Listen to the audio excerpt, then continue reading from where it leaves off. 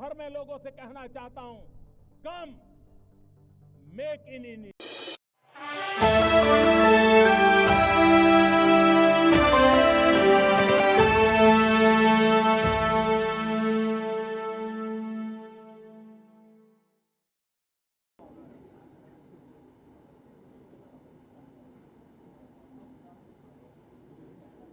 सेवा सुशासन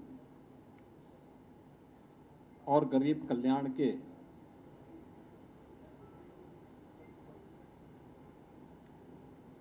प्रधानमंत्री मोदी जी के 11 वर्ष के इस कार्यकाल के उपलक्ष्य में आयोजित आज की इस प्रेस वार्ता में भारतीय जनता पार्टी के हमारे कर्मठ प्रदेश अध्यक्ष चौधरी भूपेंद्र सिंह जी, प्रदेश सरकार में मंत्रिमंडल के मेरे वरिष्ठ सहयोगी, उप मुख्यमंत्री श्री केशव प्रसाद मौर्य जी, उप मुख्यमंत्री श्री ब्रजेश पाठक जी, प्रदेश के संगठन महामंत्री श्री धर्मपाल जी, इस अभियान के संयोजक श्री मानवेंद्र सिंह जी, डॉक्टर धर्मेंद्र सिंह जी और आज की इस विशेष पीसी में उपस्थित सभी मीडिया से जुड़े हुए प्रतिनिधिगण, मित्रों, सेवा सुशासन और गरीब कल्याण के आदरणीय प्रधानमंत्री मोदी जी के 11 वर्ष के कार्यकाल एक विकसित भारत एवं आत्मनिर्भर भारत के निर्माण के स्वर्णिम काल के रूप में जाने जाएंगे।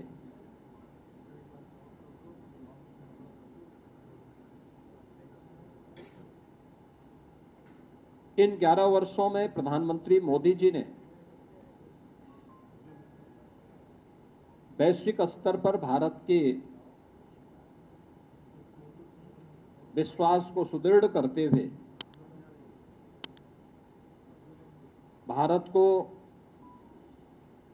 न केवल वैश्विक पहचान दी है, बल्कि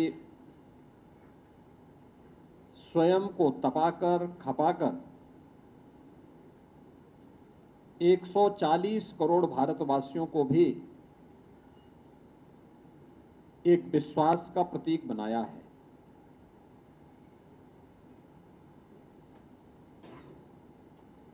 आजादी के 65 वर्षों में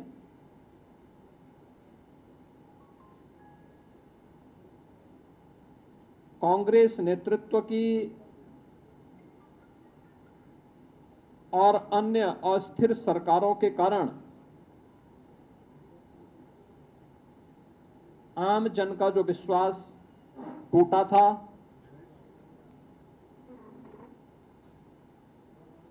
जो विश्वास खंडित हुआ था, वैश्विक मंच पर भारत की छवि जो तार-तार हुई थी, पिछले 11 वर्षों के अंदर प्रधानमंत्री मोदी जी के नेतृत्व में भ्रष्टाचार से मुक्त, परिवारवाद से मुक्त, तुष्टीकरण की राजनीति से मुक्त एक भारत श्रेष्ठ भारत की परिकल्पना को साकार करने वाली एक ऐसा नेतृत्व हमें मिला है, इस देश को मिला है, जिन्होंने पूरे भारत को विश्वास का प्रतीक बना करके भारत को विकसित भारत और आत्मनिर्भर भारत की एक सुदृढ़ नींव का निर्माण करते हुए अगले 25 वर्ष की एक व्यापक कार्य योजना पूरे भारतवासियों के सामने भी प्रस्तुत कर दी है। इन 11 वर्षों में भारत ने न केवल सामाजिक और सांस्कृतिक दृष्टि से बल्कि सुरक्षा के मोर्चे पर, सुशासन के मोर्चे पर और आर्थिक मोर्चे पर भी एक नई पहचान बनाई है।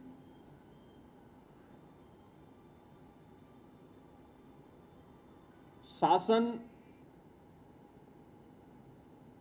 की नीति स्पष्टता, कार्यप्रणाली की पारदर्शिता और जनता के प्रति जवाबदेही अब यह शासन की एक नई पहचान बनी है। विकास केवल नारे नहीं, बल्कि यह विरासत और विकास का एक बेहतर समन्वय करते हुए आम जनमानस को साथ लेकर के चलने की आज की एक नई प्रवृत्ति ने भारत को दुनिया के अंदर एक नई पहचान दिलाई है। अब चेहरा देख करके नहीं, बल्कि पात्रता के अनुरूप हर व्यक्ति को बिना भेदभाव के शासन की योजनाओं का लाभ मिलता है। सबका साथ, सबका विश्वास, सबका विकास, सबका विश्वास और सबका प्रयास, यह शासन की नीति का हिस्सा बना है। और शासन अब तुष्टीकरण के आधार पर नहीं, बल्कि प्रत्येक नागरिक की संतुष्टीकरण के आधार पर अपनी कार्य योजना को आगे बढ़ाएगा। पिछले 11 वर्षों के अंदर नए भारत ने यह दृश्य देखा है। भ्रष्टाचार के प्रति जीरो टॉलरेंस, डिजिटल इंडिया के माध्यम से मिनिमम गवर्नमेंट मैक्सिमम गवर्नेंस का एक मॉडल भी भारतवासियों को देखने को मिला है। राष्ट्रीय एकता और अखंडता के प्रति हमारी प्रतिबद्धता और सुरक्षा और आतंकवाद के मुद्दे पर जीरो टॉलरेंस भी भारत ने 140 करोड़ भारतवासियों ने देखा है। प्रधानमंत्री मोदी जी के नेतृत्व की सरकार के 11 वर्ष का कालखंड ऐसे समय में पूरा हो रहा है जब पूरी दुनिया ने भारत की सैन्य शक्ति की पाकिस्तान में टेस्टेड और दुनिया के द्वारा ट्रस्टेड उस ताकत को देखा है जो अभी ऑपरेशन सिंदूर के माध्यम से हम सबको देखने को मिला है। मित्रों, अब वह प्रवृत्ति नहीं जो 2014 के पहले होता था आतंकवाद के मुद्दे पर, कि भारत तो केवल शांति का पक्षधर है, हर हाल में हमें शांति की रट लगाने की जो आदत 2014 के पहले पड़ गई थी, मोदी जी ने न्यू नॉर्मल के माध्यम से उस अवधारणा को पलट करके सज्जनों के साथ, मित्रों के साथ हम लोग शांति से, सौहार्द के साथ विकास की बात करेंगे, लेकिन कोई हम पर युद्ध थोपेगा, हमारी सुरक्षा में सेंध लगाएगा, भारत के अंदर आतंकवाद को प्रेरित और प्रोत्साहित करेगा, तो उसका जवाब सर्जिकल स्ट्राइक, एयर स्ट्राइक और ऑपरेशन सिंदूर ही होंगे। या भारत ने अपनी ताकत के माध्यम से, मेड इन इंडिया की ताकत के माध्यम से करके दिखाया है और दुनिया ने इस ताकत का एहसास अभी हाल ही में हुए इन कार्यक्रमों के माध्यम से देखा है। तो राष्ट्रीय एकता और अखंडता के मुद्दे पर भी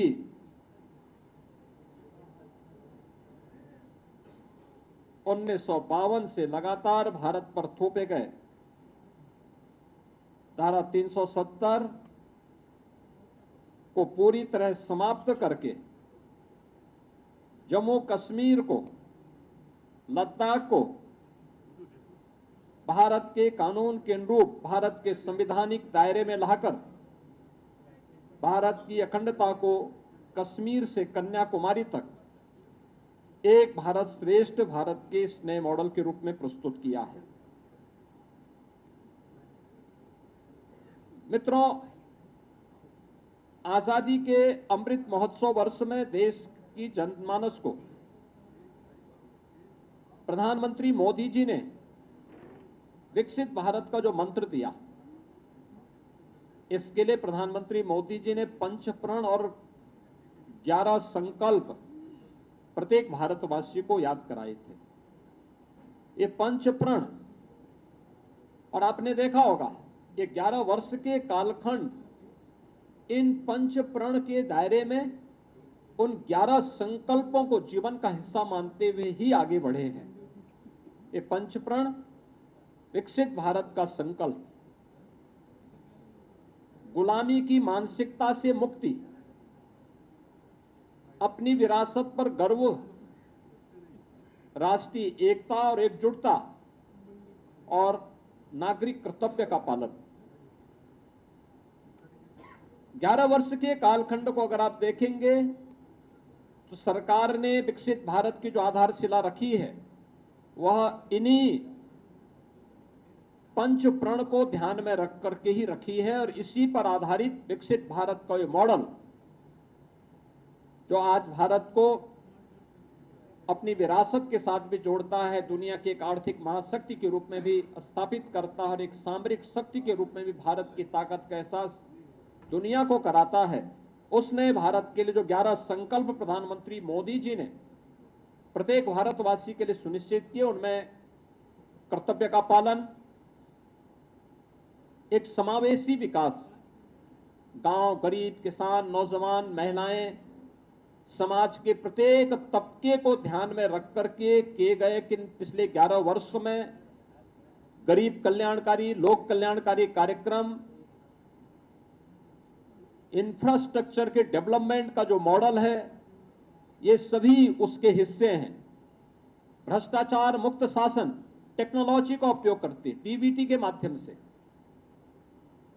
जो कार्य पिछले 11 वर्ष के अंदर देखने को मिले हैं, स्वतंत्र भारत में 65 वर्षों में इस प्रकार का मॉडल कभी भी देखने को नहीं मिला।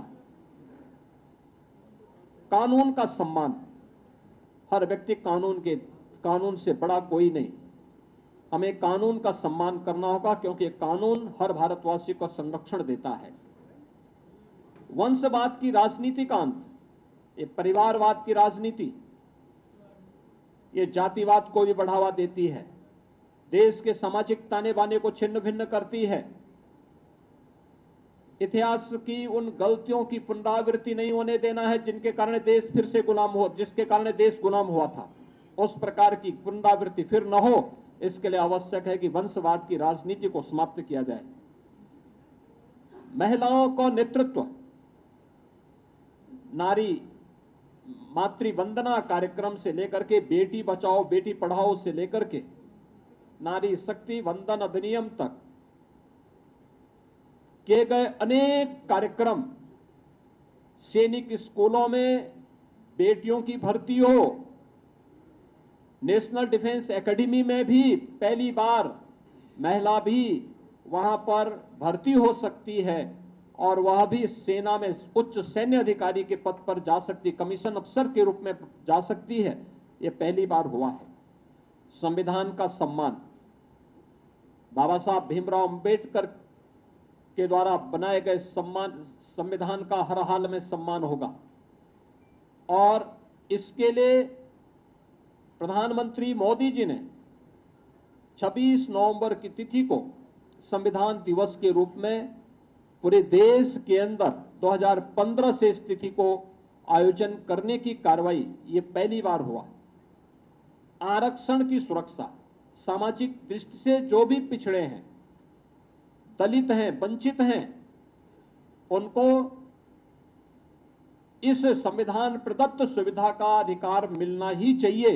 हर हाल में यह अधिकार उनको मिले, इसके लिए उनकी सुरक्षा, राज्यों में बिना भेदभाव के विकास की प्रक्रिया को आगे बढ़ा करके उनके समग्र विकास को आगे बढ़ाने का कार्य हो, या सामाजिक न्याय को सुनिश्चित करना और एक भारत श्रेष्ठ भारत के निर्माण के लिए किए गए प्रयास, ये 11 संकल्प हैं जिसे ध्यान में रख करके पिछले 11 वर्ष के अंदर प्रधानमंत्री मोदी जी के नेतृत्व में हम सब ने एक नए भारत का दर्शन किया है। मित्रों, अर्थव्यवस्था के मुद्दे पर हम अगर चर्चा करते हैं, याद करिए 2014 के पहले का भारत अस्थिर अर्थव्यवस्था थी, लोगों को विश्वास नहीं था क्या होगा भारत में। 1947 से लेकर के 2014 तक भारत दुनिया की केवल 11वीं अर्थव्यवस्था बन गया था और वह अर्थव्यवस्था भी अस्थिर थी। पिछले 11 वर्ष में भारत दुनिया की चौथी बड़ी अर्थव्यवस्था बना है, यानी भारत से ऊपर। अब भारत ने अपनी आजादी के अमृत महोत्सव वर्ष में, जब ये देश अपनी आजादी के 75 वर्ष पूरा कर रहा था, तब प्रधानमंत्री मोदी जी के नेतृत्व में भारत ने उस ब्रिटेन को अर्थव्यवस्था के मोर्चे पर पछाड़ा था, जिस ब्रिटेन ने भारत पर लगभग 200 वर्षों तक शासन किया था। और जब प्रधानमंत्री मोदी जी के प्रधानमंत्री के रूप में कार्यकाल के सफलतम 11 वर्ष पूरे हो रहे हैं, तब जापान की अर्थव्यवस्था को पछाड़ करके भारत दुनिया की चौथी बड़ी अर्थव्यवस्था हो रहा है। भारत की अर्थव्यवस्था दुनिया की अकेली अर्थव्यवस्था है जो एक दशक में दुगनी हुई है। भारत दुनिया का पहला देश है जिसने अपनी पर कैपिटा इनकम यानी प्रति व्यक्ति आय दोगुने से अधिक की है पिछले 10 वर्ष के अंदर। 2013-14 में भारत की प्रति व्यक्ति आय यह केवल 79,000 रुपये थी, 79,000 थी, और आज यह बढ़कर के लगभग 2.5 लाख हुई है। आप अनुमान कर दीजिए, इसके दायरे को अगर आप देखेंगे तो यह आपको चौंकाने वाले आंकड़े हम सबको प्रस्तुत करते हैं। भारत का निर्यात कई गुना बढ़ा है और यह एक नई अर्थव्यवस्था के रूप में भारत को स्थापित करने, आगे बढ़ाने की। और याद करना कि 2000 जिस भारत की विकास की दर जिस स्पीड से दुनिया के अंदर बढ़ रही है, 2027 में भारत दुनिया की तीसरी बड़ी अर्थव्यवस्था बनेगा। तीसरी बड़ी अर्थव्यवस्था बनने के लिए 2027 का एक टारगेट भी प्रधानमंत्री मोदी जी ने भारतवासियों के सामने, भारत के नागरिकों के सामने पहले ही प्रस्तुत कर दी है। मित्रों, इंफ्रास्ट्रक्चर वर्ल्ड क्लास हो, यह इंफ्रास्ट्रक्चर अर्थव्यवस्था का बाहरी ढांचा होता है, उसकी रीढ़ होती है, और उस सुदृढ़ अर्थव्यवस्था के लिए आवश्यक होता है बेहतर इंफ्रास्ट्रक्चर। आपने इस बात को महसूस किया होगा कि सरदार अटल बिहारी वाजपेयी जी ने अपने कार्यकाल के दौरान उन्होंने अर्थव्यवस्था पर एक ध्यान केंद्रित किया था। प्रधानमंत्री ग्रामीण सड़क योजना उस समय उन्होंने लागू की थी। स्वर्णिम चतुर्भुज की योजना हाईवे के लिए लागू की थी। उसके उपरांत अगले 10 वर्ष तक फिर ये योजना ठप सी पड़ गई। यूपीए गवर्नमेंट के दौरान इनकी हाईवे की स्पीड 11 किलोमीटर प्रतिदिन थी और आज ये उससे 3 गुने से अधिक यानी लगभग 35 किलोमीटर प्रतिदिन है। 35 किलोमीटर हाईवे पर डे बनने की स्पीड आज नए भारत की है। आज हमारी 99% ग्रामीण क्षेत्र की सड़कें यानी ग्रामीण हमारे गांव आज प्रधानमंत्री ग्रामीण सड़क योजना से कनेक्टेड हो चुकी हैं और इस दौरान देश के अंदर 3,80,000 किलोमीटर ग्रामीण सड़कों का निर्माण भी पिछले 11 वर्ष के अंदर हुई है। और इसी प्रकार से देश के अंदर हाई स्पीड कॉरिडोर के निर्माण के लिए भी कार्य हुआ, जिसमें 3,600 किलोमीटर का हाई स्पीड कॉरिडोर और देश की पहली रैपिड रेल उत्तर प्रदेश के अंदर भी प्रारंभ हुई है, जो दिल्ली मेरठ के बीच में प्रारंभ हो चुकी है। इन 11 वर्षों में लगभग 55,000 किलोमीटर हाईवे का विस्तार हुआ है, जिसके बारे में मैंने आपको पहले बताया कि आज भारत की जो प्रतिदिन स्पीड है, हाईवे की स्पीड है, जो आज हाईवे हमारे बन पा रहे हैं, ये 35 किलोमीटर पर डे के हिसाब से आज बन रहे हैं, जबकि यह 2014 तक मात्र 11 किलोमीटर पर डे की थी।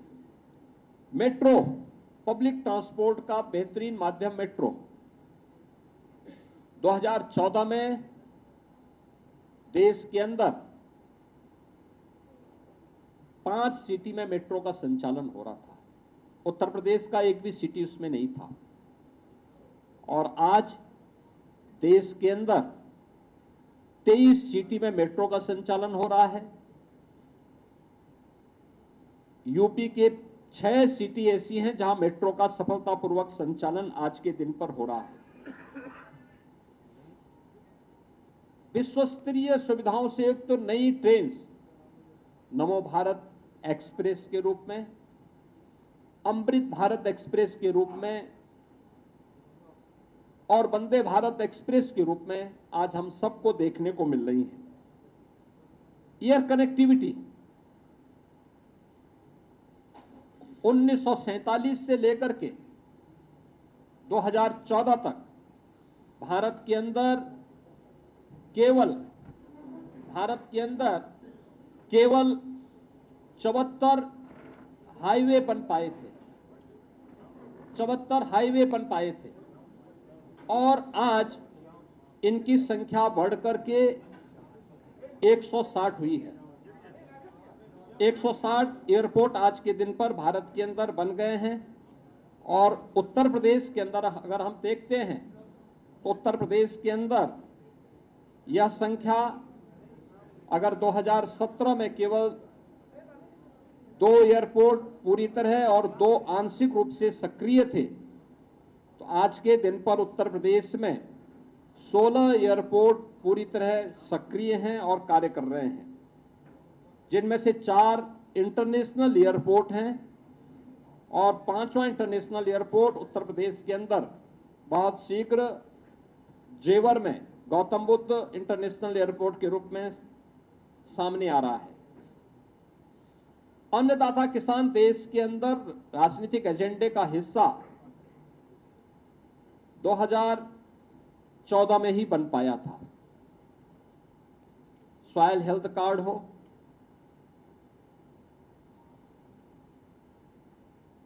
कृषि बीमा की योजना हो, प्रधानमंत्री कृषि सिंचाई की योजना हो, प्रधानमंत्री किसान सम्मान निधि हो, ये वे योजनाएं एमएसपी की लागत का 1.5 गुना दाम की गारंटी हो, ये सभी पिछले 11 वर्ष की वे उपलब्धियां हैं जिसमें देश के अंदर 11 करोड़ किसानों को 6,000 रुपए सालाना प्रधानमंत्री किसान सम्मान निधि की गारंटी, जिसके तहत अब तक 3,68,000 करोड़ रुपए डीबीटी के माध्यम से अन्नदाता किसानों के खातों में सीधे गए हैं। पीएम फसल बीमा योजना के माध्यम से 1,75,000 करोड़ रुपए की राशि सीधे इन अन्नदाता किसानों को उनकी फसलों की मुआवजा का मिला है। ये गारंटी प्रधानमंत्री मोदी जी की गारंटी है। और यही नहीं, देश के अंदर प्रधानमंत्री कृषि सिंचाई योजना के अंतर्गत 93,000 करोड़ रुपए के निवेश के माध्यम से 112 सिंचाई की योजनाएं कंप्लीट हुई हैं, जिसके माध्यम से देश के अंदर 48 लाख हेक्टेयर लैंड को अतिरिक्त सिंचाई की सुविधा प्राप्त हुई है। पहली बार अन्नदाता किसानों के लिए प्रधानमंत्री मोदी जी के विजन के अनुरूप सीड से सॉइल, हेल्थ एंड इंश्योरेंस तक, इरिगेशन, एमएसपी से मार्केट तक की एक व्यापक अप्रोच अन्नदाता किसानों को देखने को मिली है। और इसका परिणाम था कि अन्नदाता किसानों की आमदनी को कई गुना बढ़ाने में मदद मिली है। इनाम जैसी एकीकृत यानी इंटीग्रेटेड जो राष्ट्रीय बाजार की प्रतियोगिता के माध्यम से अन्नदाता किसानों को मार्केट में अच्छा दाम मिले, इसकी एक व्यवस्था हुई है। और इसके माध्यम से अन्य तमाम प्रकार के कार्यक्रम, एफपीओज का गठन हो, मंडियों के नवीनीकरण की कार्रवाई हो, या गन्ना किसानों को समय से उनका गन्ना मूल्य का भुगतान। अगर हम उत्तर प्रदेश की ही बात करते हैं, 2017 के पहले उत्तर प्रदेश के अंदर चीनी मिलें बंद हो रही थी। बंद चीनी मिलों को औने पौने दाम पर जो कोऑपरेटिव की थी उनको बेचने की कार्रवाई तत्कालीन सरकारें करती थी। 1996 से लेकर के 2017 तक उत्तर प्रदेश के अंदर गन्ना मूल्य का जितना भुगतान 22 वर्षों में हुआ था, पिछले 8 वर्ष में उत्तर प्रदेश के अंदर अन्नदाता किसानों के लिए, उन गन्ना किसानों के लिए 71,000 करोड़ रुपए उससे अतिरिक्त भुगतान हुआ है। यानी अब तक 2,86,000 करोड़ रुपए का गन्ना मूल्य का भुगतान उन 46 लाख गन्ना किसानों को किया गया है, जो गन्ने की फसल के माध्यम से, अपनी कैश क्रॉप के माध्यम से, एकमात्र कैश क्रॉप के माध्यम से वे आमदनी कमाते थे, अपने जीवन में खुशहाली लाते थे। यह डबल इंजन सरकार की वह गारंटी है जो प्रदेश के अंदर देखने को मिली है। पहली बार गरीब को शासन की योजना का लाभ का हिस्सा बन पाया है। अब चेहरा देख करके नहीं, योजनाएं किसी तुष्टीकरण का शिकार नहीं होती, बल्कि योजनाएं बिना भेदभाव के समाज के प्रत्येक तबके को उसकी संतुष्टीकरण का आधार देने वाली होती है। प्रधानमंत्री गरीब कल्याण अन्न योजना के माध्यम से देश के अंदर 81 करोड़ लोग इस सुविधा का लाभ प्राप्त कर रहे हैं। प्रति माह 5 किलो राशन की सुविधा प्राप्त करते हैं। तो प्रदेश में 15 करोड़ गरीब इस योजना से लाभान्वित है। हर घर नल की योजना, जल जीवन मिशन के माध्यम से देश के अंदर 15 करोड़ से अधिक लोग इस योजना से, 15 करोड़ से अधिक परिवार इस योजना से लाभान्वित हुए हैं। और उत्तर प्रदेश में 2 करोड़ 65 लाख परिवार इस योजना से सीधे सीधे लाभान्वित हुए हैं। प्रधानमंत्री आवास योजना के माध्यम से 4 लाख परिवारों को देश के अंदर आवास की सुविधा मिली है। तो उत्तर प्रदेश में यह संख्या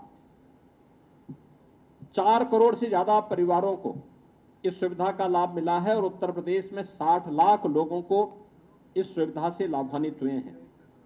प्रधानमंत्री उज्ज्वला योजना के माध्यम से ग्रीन ईंधन एंड क्लीन ईंधन की सुविधा मिले, यह सपना साकार किया प्रधानमंत्री मोदी जी ने। प्रधानमंत्री उज्ज्वला योजना के माध्यम से, जिसमें देश के अंदर 10 करोड़ 33 लाख परिवारों को फ्री में कनेक्शन उपलब्ध हुए हैं और उत्तर प्रदेश में 1 करोड़ 86 लाख परिवार इस योजना से लाभान्वित हुए हैं। पीएम स्वनिधि योजना के माध्यम से देश के अंदर पहली बार स्ट्रीट वेंडर के लिए भी कोई कार्यक्रम चला है। 68 लाख स्ट्रीट वेंडर प्रधानमंत्री स्वनिधि योजना का लाभ प्राप्त किए हैं। प्रधानमंत्री मुद्रा योजना के माध्यम से छोटे उद्यमियों को 52,50,000 करोड़ से ज्यादा का लोन उपलब्ध हुआ है और प्रधानमंत्री श्रम योगी मानधन योजना के माध्यम से भी देश में 59 लाख श्रमिक इससे लाभान्वित हुए हैं। अटल पेंशन योजना 7 करोड़ 65 लाख लोग लाभान्वित हुए हैं और प्रधानमंत्री जनधन अकाउंट में 56 करोड़ बैंक खाते खोले गए और इन बैंक खातों में 2,56,000 करोड़ रुपए से अधिक की राशि उन गरीबों ने अपनी जमा भी की है। उन लोगों की जमा भी हुई है या गौर सरकार के द्वारा जो अनुदान भेजा गया है, जो सब्सिडी भेजी गई होगी डीबीटी के माध्यम से उन अकाउंट में उन लोगों तक सीधे सीधे पहुंचने का काम हुआ है। और इन सभी योजनाओं की जो परिणति है वह है कि पिछले 10 वर्ष के अंदर 25 करोड़ लोग बहुआयामी गरीबी से उभर करके एक नया मध्यम वर्ग के रूप में उभरा है और भारत एक नई वैश्विक शक्ति के रूप में अपने आप को स्थापित करने की ओर अग्रसर हुआ है। महिला सशक्तिकरण के लिए पिछले 11 वर्ष के अंदर जो कदम बढ़ाए गए, मैंने पहले इस बारे में कहा था, एक व्यापक परिवर्तन हमें इस क्षेत्र में देखने को मिला है और प्रत्येक क्षेत्र में महिलाओं की सशक्त उपस्थिति आज हम सबको देखने को मिली है, जिसमें बेटी बचाओ बेटी पढ़ाओ का कार्यक्रम हो या मातृ वंदना का कार्यक्रम, 3 तलाक की कुप्रथा से मुक्ति का कार्यक्रम हो या फिर विधायिका में यानी संसद और विधानसभाओं में महिलाओं को 33% आरक्षण की सुविधा प्राप्त हो, इसके लिए किए जाने वाले प्रयास, ये सभी वे प्रयास हैं जो नारी शक्ति के सशक्तिकरण के लिए उठाए गए कदम हैं। लखपति दीदी योजना के अंतर्गत 3 करोड़ महिलाओं को लखपति दीदी बनाने का संकल्प और यह कार्यक्रम युद्ध स्तर पर देश के अंदर आगे बढ़ा है। स्वयं सहायता समूह के माध्यम से, महिला स्वयं सहायता समूह के माध्यम से 10 करोड़ महिलाएं 90 लाख से अधिक समूह के माध्यम से आज इस योजना के माध्यम से जुड़ करके कार्य कर रही हैं। प्रधानमंत्री मातृ वंदना योजना के माध्यम से देश में 3 करोड़ 98 लाख गर्भवती और धात्री महिलाओं को 18,593 करोड़ रुपए की राशि वितरित की गई। इस दौरान प्रधानमंत्री मोदी जी के मार्गदर्शन में, उनके यशस्वी नेतृत्व में उठाए गए कदमों का परिणाम है कि मातृ मृत्यु दर को, शिशु मृत्यु दर को नियंत्रित करने में भी सफलता प्राप्त हुई है और national family health survey 5th के अनुसार जो सेक्स रेशियो देश का था उसको भी बेहतर बनाने में काफी उसके माध्यम से मदद मिली है। दुनिया जब इस सदी की सबसे बड़ी महामारी कोविड महामारी से पस्त था, तब भारत बेहतरीन कोविड प्रबंधन के साथ साथ अपने बेहतर भविष्य के लिए, विकसित भारत की आधारशिला रखने के लिए अपनी राष्ट्रीय शिक्षा नीति को लागू कर रहा था। याद करिए, 3 दशक से लंबित थी ये योजना और 3 दशक में प्रधानमंत्री मोदी जी ने इस राष्ट्रीय शिक्षा नीति को 2020 में लागू किया। आज परिणाम है कि बेसिक एजुकेशन में पीएम श्री स्कूल के माध्यम से 14,500 से अधिक स्कूलों को बेहतर इंफ्रास्ट्रक्चर से आच्छादित किया जा रहा है।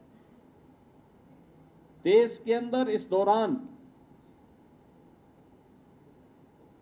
आईआईटी, आईएम ये बने हैं, जिनमें 14 के बाद 8 नए आईआईटी, 7 नए आईएम का निर्माण हुआ।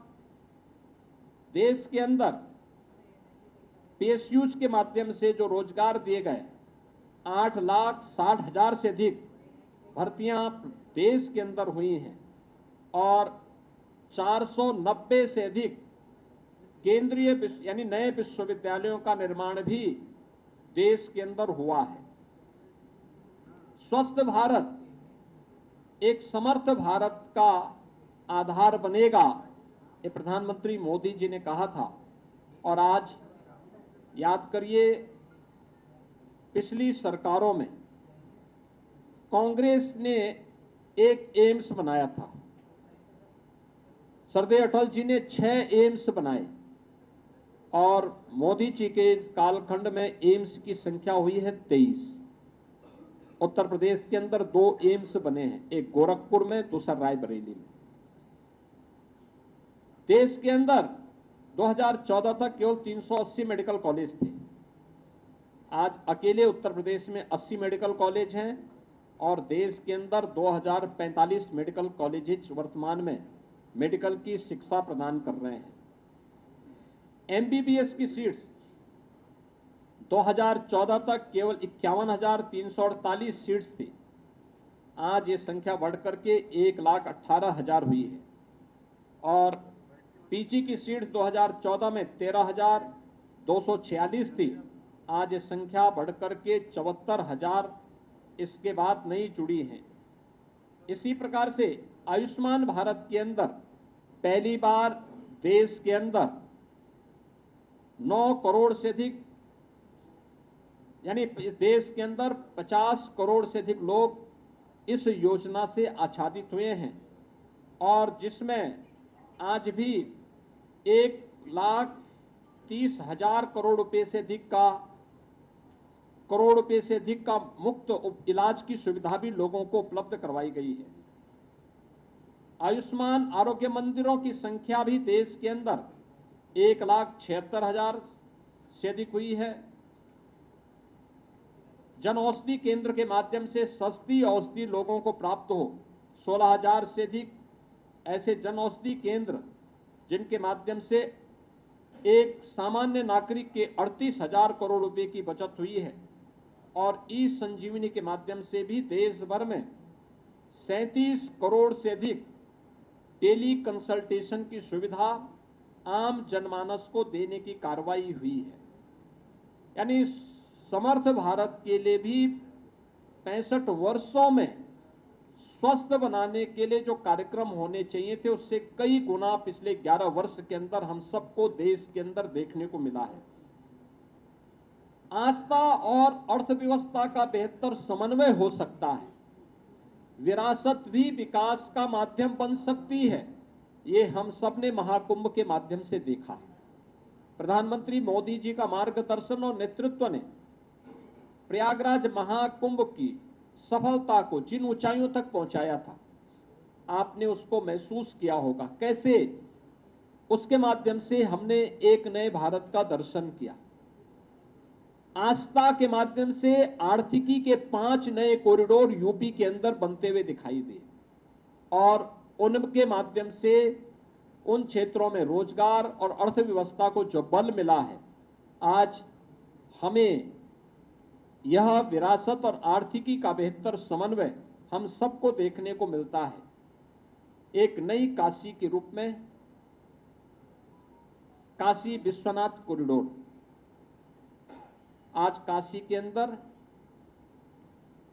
बाबा विश्वनाथ धाम के निर्माण के बाद श्रद्धालु और पर्यटकों की आई भीड़ और वहां की अर्थव्यवस्था में आए युगांतरकारी परिणाम हम सबके सामने देखने को मिल रहे हैं। नमामि गंगे परियोजना का परिणाम महाकुंभ की सफलता के रूप में हम सब देख सकते हैं। काशी विश्वनाथ धाम काशी के साथ साथ आसपास के जनपदों की अर्थव्यवस्था को भी एक नई गति दे रहा है। अयोध्या में श्री राम जन्मभूमि में 500 वर्षों के बाद रामलला का विराजमान होना, अयोध्या को एक नई विकसित नगरी के रूप में वैश्विक मंच पर स्थापित होना और इसके माध्यम से रोजगार और अर्थव्यवस्था को एक नई गति मिलना।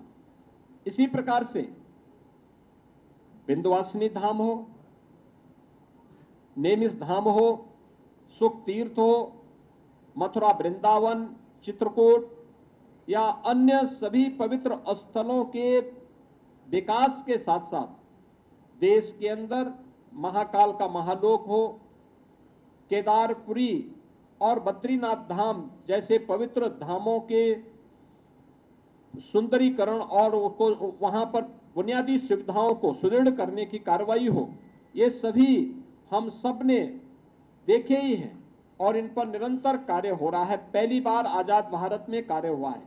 सोमनाथ के मंदिर का नया स्वरूप प्रधानमंत्री मोदी जी के विजन का मूर्त रूप है। तो देश के अंदर पहली बार लौह पुरुष सरदार वल्लभ भाई पटेल की दुनिया की सबसे ऊंची प्रतिमा केवड़िया गुजरात में सरदार सरोवर तट पर, नर्मदा जी के तट पर स्थापित होना, यह भारत की विरासत के प्रति सम्मान का। बाबा साहब भीमराव अंबेडकर के पंच तीर्थों की स्थापना का कार्य, उत्तर प्रदेश के अंदर संत रविदास जी की जन्मभूमि चीर गोवर्धन का विकास, या फिर भगवान राम को हम तक पहुंचा, हम सभी आम जनमानस की मुक्तिदाता के रूप में प्रस्तुत करने वाले महर्षि वाल्मीकि की पावन साधना स्थली लालापुर को के विकास का कार्य हो, ये सभी हम सबको आज वहां पर देखने को, ये सभी कार्य हम सबको देखने को मिल रहा है। देश के अंदर अगर हम देखें तो चाहे वह प्रधानमंत्री संग्रहालय के माध्यम से देश के पूर्व सभी प्रधानमंत्रियों के देश के लिए जीवन और उनके योगदान की निष्पक्ष रूप से प्रदर्शित करने का कार्य हो, या फिर नेताजी सुभाष चंद्र बोस का भारत के स्वतंत्रता आंदोलन में किए गए योगदान के प्रति कृतज्ञता ज्ञापित करने का कार्य इंडिया गेट के पास उनकी भव्य प्रतिमा के अनावरण के माध्यम से, या जलियांवाला बाग परिसर के पुनरुद्धार के कार्य हो, ये सभी इस बात का उल्लेख करते हैं कि प्रधानमंत्री मोदी जी ने विरासत को विकास के साथ जोड़ने का जो कार्य किया वह हम सबके सामने है। 15 नवंबर की तिथि जनजातीय गौरव दिवस के रूप में भगवान बिरसा मुंडा की जयंती के रूप में मनाया जाए, इसके लिए उनके जनजातीय विरासत को हम संरक्षित करने का कार्य म्यूजियम के माध्यम से भी प्रस्तुत करें। लोक माता अहिल्याबाई की 300वीं जयंती का कार्यक्रम पूरे भारत अखिल भारतीय स्तर पर लोक माता की दूरदर्शिता के अनुरूप हम लोग आयोजित करें। ये कार्यक्रम जिस भव्यता के साथ हुए हैं, ये सभी आज उन कार्यक्रमों को जोड़ने के कार्यक्रम हैं ही। साथ साथ काशी तमिल संगमम का कार्यक्रम दो सभ्यता और दो संस्कृतियों को आपस में जोड़ करके राष्ट्रीय एकता को, एक भारत श्रेष्ठ भारत की परिकल्पना को साकार करने का कार्यक्रम, यह भी प्रधानमंत्री मोदी जी के नेतृत्व में आज हम सबको देखने को मिल रहा है। मित्रों, 11 वर्ष का प्रधानमंत्री मोदी जी का एक कार्यक्रम, हमने इस बात को बहुत स्पष्टता के साथ हम आज महसूस करते हैं कि 11 वर्ष का यह कार्यक्रम हम सबके लिए तकनीक से, मोदी जी का जो स्पष्ट कहना था कि जहां तकनीक है वहीं तरक्की है, और जीवन के प्रत्येक क्षेत्र में उन्होंने इसको महत्व दिया है। जहां भाजपा की सरकार है वहीं गरीब कल्याण भी है। आपने देखा होगा भारतीय जनता पार्टी की जहां सरकारें हैं, मोदी जी का स्पष्ट कहना है और उन चीजों को हमने वहां देखा है। शासन अब केवल हम शासन में बैठे इस आधार पर हम केवल अपना अधिकार जताएं नहीं, शासन सेवा का माध्यम बनेगा। सरकार आम जनमानस के साथ सहभागी बनेगी और सुशासन अब संस्कृति के रूप में हमें देखने को मिल रही है। 11 वर्ष के प्रधानमंत्री मोदी जी के शासन काल को हमने इन रूपों में देखा है। 11 वर्ष का यह कार्यकाल सेवा को संकल्प के रूप में, सुशासन को संस्कृति के रूप में और सुरक्षा को सर्वोच्च प्राथमिकता देता है। यही है नया भारत और यही है विश्व का नए भारत पर विश्वास। प्रधानमंत्री मोदी जी का 11 वर्ष का यह कालखंड, यह कार्यकाल नए भारत को एक विकसित और आत्मनिर्भर भारत के स्वर्णिम कालखंड के रूप में प्रस्तुत करता है। इस स्वर्णिम कालखंड के लिए हम उत्तर प्रदेश सरकार और उत्तर प्रदेश वासियों की ओर से आदरणीय प्रधानमंत्री जी को बधाई देते हैं, उनका हृदय से अभिनंदन करते हैं।